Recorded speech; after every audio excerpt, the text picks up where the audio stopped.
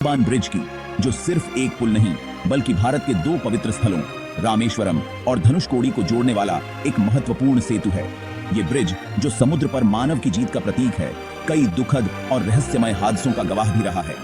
आज हम उन्हीं हादसों को याद करेंगे, उन कहानियों को जानेंगे जिन्होंने पंबान ब्रिज को हमेशा के लिए इतिहास के पन्नों में दर्ज कर दिया। तो तैयार हो जाइए एक ऐसी यात्रा के लिए जो आपको सिहरन से भर देगी। साल था 1964। 23 दिसंबर की वो काली रात, जब आसमान में छाए काले बादलों ने कहर बरपाना शुरू किया। बिजली की चमक और गरज ने रात को और भी डरावना बना दिया था।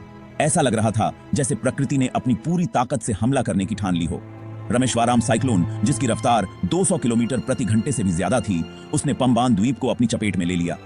इस तूफान की ताकत इतनी ज्यादा थी कि उसने पूरे इलाके को तहस नहस कर दिया। लोग अपने घरों में छुपे हुए थे और बाहर का मंजर किसी भयानक सपने जैसा था। उस रात Pamban Dhanushkodi passenger train number 653 Pamban bridge पार कर रही थी।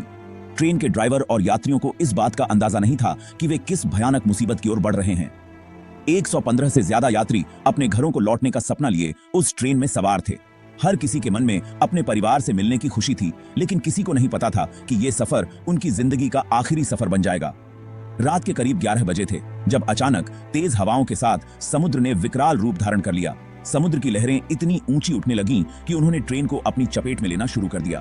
देखते ही देखते विशाल लहरें उठीं और उस ट्रेन को अपनी चपेट में ले लिया। ट्रेन के अंदर बैठे लोग कुछ समझ पाते उससे पहले ही लहरों ने ट्रेन को हिलाकर रख दिया। ट्रेन हवा में झूल रही थी जैसे कोई खिलौना हो। यात्रियों की चीखें और डर के मंजर ने उस रात को और भी भयानक बना दिया था। और फिर एक जोरदार धमाके के साथ वो ट्रेन उन 115 से ज्यादा जिंदगियों समेत समुद्र में समा गई। किसी को भी बचने का मौका नहीं मिला और सब कुछ पलक झपकते ही खत्म हो गया। सुबह हुई तो चारों तरफ तबाही का मंजर था। हर तरफ बर्बादी और विनाश का दृश्य था। लोग अपने खोए हुए प्रियजनों को ढूंढ रहे थे, लेकिन उन्हें सिर्फ निराशा ही हाथ लगी। सिर्फ ट्रेन का इंजन दिखाई दे रहा था, बाकी सब कुछ समुद्र निगल चुका था। इंजन भी आधा पानी में डूबा हुआ था और उसके आसपास का मंजर किसी भयानक हादसे की कहानी बयां कर रहा था। करीब 200 लोगों की मौत हो गई थी। इस हादसे ने पूरे देश को हिलाकर रख दिया था।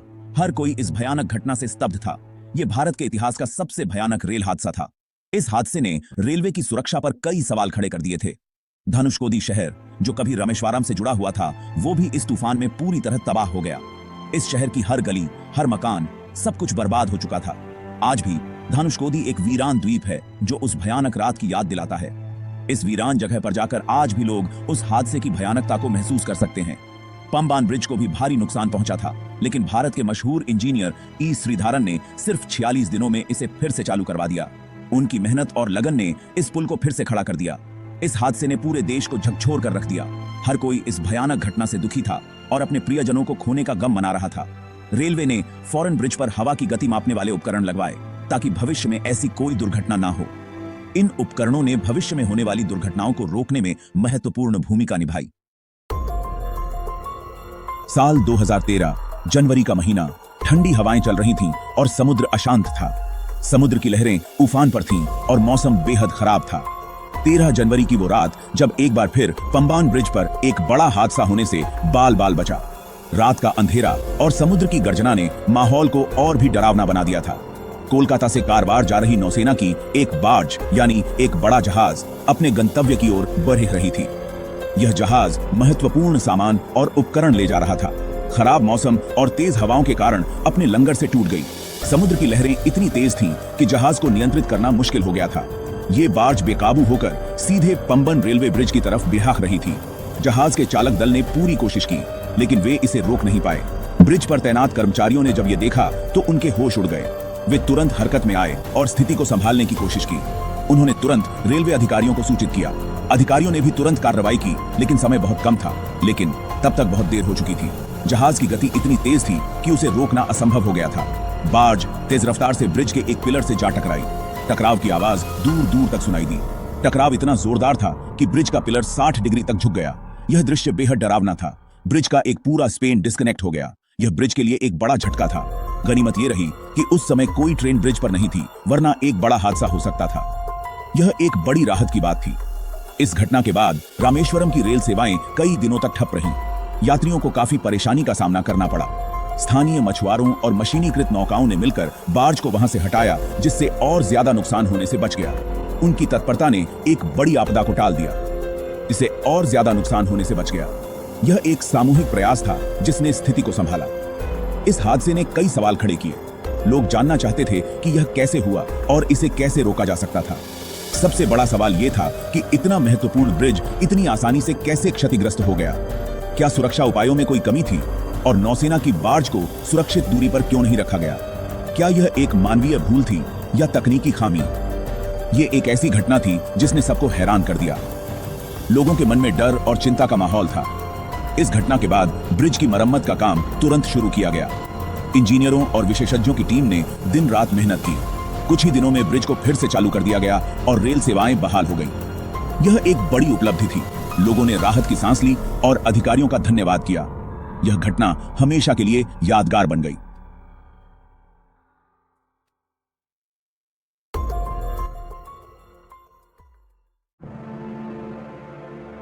चैप्टर 3। साल 2014, दिसंबर का महीना। सर्दी बढ़ने लगी थी और लोग अपने दिन की शुरुआत कर रहे थे। ठंडी हवाओं के बीच हर कोई अपने काम में व्यस्त था और किसी को भी अंदाजा नहीं था कि आज का दिन कितना महत्वपूर्ण साबित होने वाला है।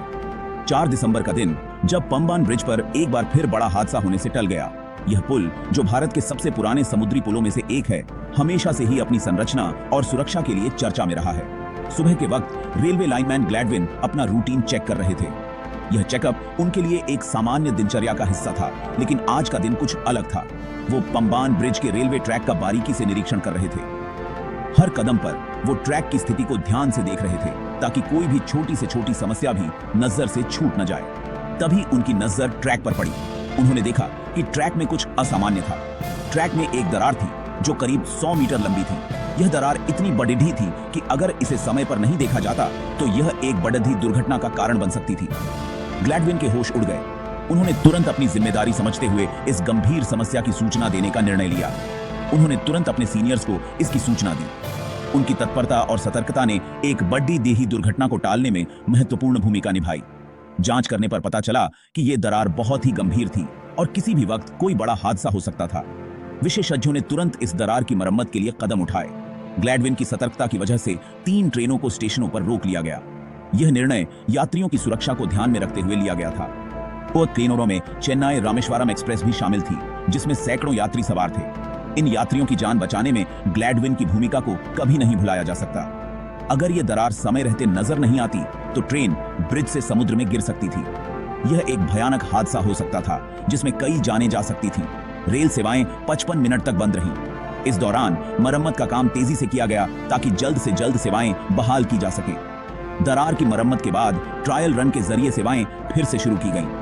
यह सुनिश्चित किया गया कि ट्रैक पूरी तरह से सुरक्षित है और यात्री बिना किसी चिंता के यात्रा कर सकते हैं। इस दरार का सटीक कारण तो पता नहीं चल पाया, लेकिन कुछ लोगों ने इसे श्रीलंका में मछुआरों को सजा के विरोध में ट्रैक को नुकसान पहुंचाने की घटना से जोड़ा।